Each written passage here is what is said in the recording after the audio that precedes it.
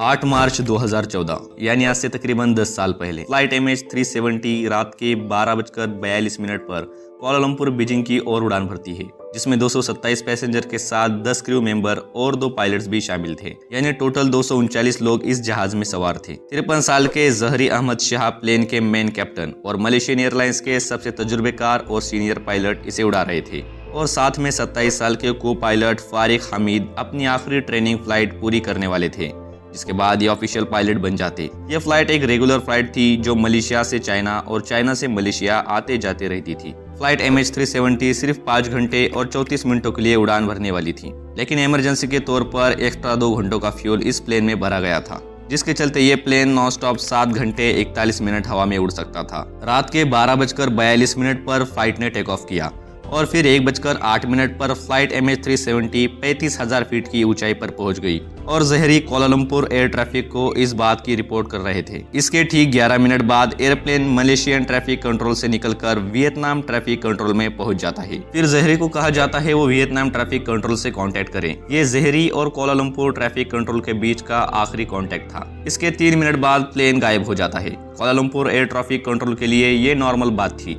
क्योंकि वो समझ बैठे थे कि फ्लाइट अब वियतनाम एयर ट्रैफिक कंट्रोल के दायरे में चला गया होगा। लेकिन हैरत की बात तो ये थी कि फ्लाइट वियतनाम के रडार में नजर तो आया, लेकिन इसके महज 3 मिनट में ही गायब हो गया। 18 मिनट तक कैप्टन से राब्ता कायम करने की कोशिश की गई, लेकिन MH370 से कोई जवाब नहीं आया। और यही वो वक्त था जब MH370 को चाइना के बीजिंग शहर में लैंड कराना था।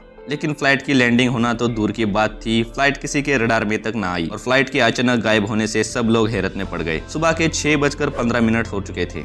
दुनिया भर में ये खबर आग की तरह फैल गई। आखिरी बार प्लेन जिस जगह से गायब हुआ था वहाँ 7 कंट्रीज के 28 एयरक्राफ्ट और 34 शिप्स ने तलाशना शुरू कर दिया, लेकिन बेहद तलाशी के बावजूद कोई भी सुराग किसी के हाथ न लगा। सभी इन्वेस्टिगेशन टीम ने समंदर का चप्पा चप्पा छान मारा, लेकिन इनके भी हाथ मायूसी के अलावा कुछ न लगा। रात के 1:12 हो चुके थे। फ्लाइट एयर ट्रैफिक कंट्रोल के रडार से गायब तो हो गई थी, लेकिन मलेशियन मिलिट्री के रडार में अगले 1 घंटे तक की लोकेशन ट्रैक हो रही थी, जिसमें देखा गया कि प्लेन ने आधे रास्ते तक जाने के बाद यू टर्न ले लिया और वापस मलेशिया से होकर इंडियन ओशन तक जाता हुआ डिटेक्ट किया गया। उस वक्त रात के 2:22 हो रहे थे।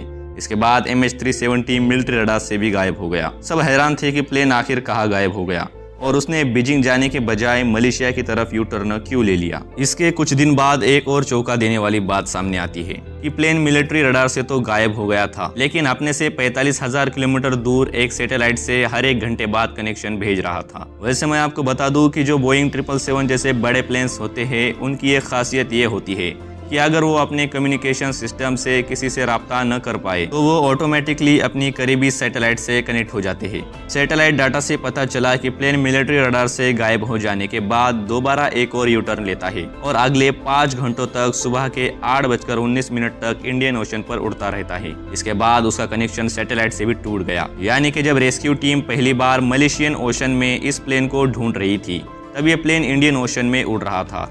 एक्सपर्ट की मानो तो इनके थ्योरीज के अकॉर्डिंग प्लेन में कुछ टेक्निकल प्रॉब्लम हो गई होगी, जिसकी वजह से प्लेन ने पहली दफा पायलट द्वारा यू टर्न ले लिया, क्योंकि ऑटोमेटिकली तुरंत ही इतना बड़ा यू टर्न लेना पॉसिबल नहीं है। लेकिन यू टर्न लेने के बाद प्लेन में ऑक्सीजन की कमी हो गई और सभी लोग बेहोश हो गए। इसके बाद प्लेन ऑटो पायलट मोड पर चला गया और अगले 7 घंटों तक हवा में उड़ता रहा और फिर फ्यूल खत्म होने की वजह से समंदर में क्रैश कर गया। वैसे ये सब सिर्फ एक थ्योरी है। प्लेन क्रैश की असल वजह आज तक कोई नहीं जान पाया। MH370 जहां क्रैश हुआ उसकी अंदाजे लोकेशन निकाली गई, जो ऑस्ट्रेलिया से 2000 किलोमीटर दूर इस कर्व इलाके में कहीं है। ये कर्व इलाका इंडिया से भी काफी ज्यादा बड़ा है। इसके बाद दुनिया का सबसे बड़ा और सबसे महंगा अंडर सी इन्वेस्टिगेशन चलाया गया। 3 सालों तक तलाश करने पर और $160 मिलियन खर्च करने के बावजूद भी प्लेन का कोई पता न चल सका और इस इन्वेस्टिगेशन को आखिरकार बंद कर दिया गया। वैसे इस हादसे के 1 साल बाद यानी कि साल 2015 में इस प्लेन के कुछ हिस्से मिल गए, लेकिन ये प्लेन कहाँ गायब हो गया, इसके साथ क्या हुआ, ये आज तक कोई नहीं जान पाया। आज भी पूरी दुनिया के लिए इस फ्लाइट की मिस्ट्री अनसुलझी रह चुकी है। अगर वीडियो इन्फॉर्मेटिव लगा हो, नीचे सब्सक्राइब के बटन को दबाइए और कमेंट्स में अपनी राय जरूर बताना। मिलते हैं नेक्स्ट वीडियो में।